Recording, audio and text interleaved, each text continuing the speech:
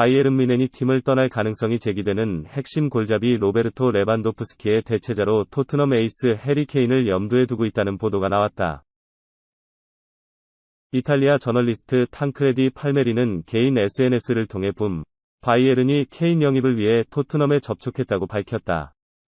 바이에른이 바르셀로나와 강력히 연결된 레반도프스키를 대체할 원톱 자원으로 케인을 낙점했다는 내용으로 해석된다. 팔메리는 케인이 바이에른으로 떠날 경우 토트넘이 인터밀란 공격수 라우타로 마르티네스를 영입해 레반도프스키 케인 마르티네스 연쇄 이동이 발생할 수 있다고 전망했다.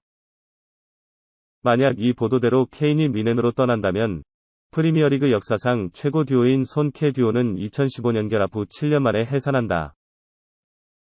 리버풀의 측면 공격수로 활약했던 다우닝이 리버풀이 손흥민 영입을 시도는 해야 한다고 주장했다. 다우닝은 10일 한국 시간 영국 라이브 스코어를 통해 리버풀의 선수 보강에 대한 생각을 전했다. 현역 시절 잉글랜드 대표팀의 측면 공격수로 활약했던 다우닝은 2011에서 12시즌부터 2시즌 동안 리버풀에서 활약했다. 지난 2001에서 2시즌 미들스브러에서 프리미어리그에 데뷔한 후 2008에서 9시즌까지 활약하는 동안 이동국의 팀 동료로 활약하기도 했다. 다우닝은 리버풀은 손흥민을 토트넘에서 영입하는 것을 시도해야 한다. 손흥민은 리버풀에게 엄청난 선수가 될 것이라고 생각한다. 손흥민을 영입하는 것은 쉽지 않을 것이다. 엄청난 금액도 지불해야 할 것이라는 뜻을 나타냈다. 리버풀은 공격수 마네가 팀을 떠날 가능성으로 점쳐진다. 마네는 바이에른 뮌헨, 독일, 이적설로 주목받고 있다. 리버풀은 웨스트햄 유나이티드의 보웬과 바르셀로나의 덴벨레 영입설이 관심받기도 했다. 이에 대해 다우닝은 보웬 영입설을 봤다. 보웬은 마네와는 조금 다른 선수다. 오프더볼 상황에서 더 많이 움직인다. 덴벨레도 영입설이 있다. 클롭 감독은 영입설이 있는 선수 중 한 명을 영입할 기회가 있을 것이라면서도 소속팀에서 잘하는 선수가 아니라 클롭의 스타일과 맞는 선수를 영입해야 한다. 손흥민이나 덴벨레 같은 선수를 영입해야 한다. 하지만 손흥민을 토트넘에서 데려오는 것은 어려울 것이라는 뜻을 나타냈다. 리버풀은 올 시즌 종료 후 손흥민 영입 가능성이 꾸준히 주목받았다. 특히 리버풀 출신 레전드들이 손흥민 영입에 대한 기대감을 드러냈다. 지난 1992에서 93 시즌부터 7시즌 동안 리버풀에서 전성기를 보낸 골키퍼 제임스는 지난 6일 토트넘에는 마네를 대체할 수 있는 선수가 있다. 손흥민은 리버풀에서 많은 것을 할 수 있다. 손흥민은 득점력이 있을 뿐만 아니라 어시스트 능력도 있다는 것을 오랜 시간 증명해왔다고 언급했다. 영국 언론이 희망적인 시선을 내비쳤다. 토트넘 후스퍼는 알레산드로 바스토니, 인터밀란을 영입하기 위해 혈안이었다. 하지만 끝내 물거품으로 돌아간 모양새다. 바스토니 에이전트는 바스토니는 분명히 남을 것이다. 인터밀란과 계약되어 있으며 행복함을 느낀다라고 못을 박았다. 유럽 주요 매체들도 토트넘은 다른 타깃으로 선회했다라면서 종결됐음을 시사했다. 이런 상황에 토트넘 팬들은 아쉬움을 감추지 못했다. 토트넘은 300에 있어 좌측 자리에 영입이 필요하다. 그간 수준급 왼발잡이인 바스토니가 올 것이란 기대감이 증폭됐는데 실패로 돌아감에 따라 그만큼의 절망에 빠지게 됐다. 그러나 실망하긴 이르다. 영국 디 애슬레틱은 10일 한국 시간 바스토니의 소식으로 토트넘의 계획에 차질이 빚어지진 않을 것이다. 그들은 새로운 수비수를 위해 기꺼이 로메로에 상당하는 이적료를 쓸 것이며 다른 옵션을 가지고 있다라고 알렸다. 이어 비록 토트넘이 바스토니를 놓친다고 할지라도 다음 시즌 300위 왼쪽에서 뛸 누군가를 찾는 일은 끝나지 않을 것이다. 파비오 파라티치 단장과 안토니오 콘테 감독은 여름 이적 시장에서 해당 포지션이 최우선 순위라는 것을 한동안 분명히 했다. 그들은 원하는 수준의 선수가 값싸지 않을 것이란 것을 인지하고 있다라고 덧붙였다.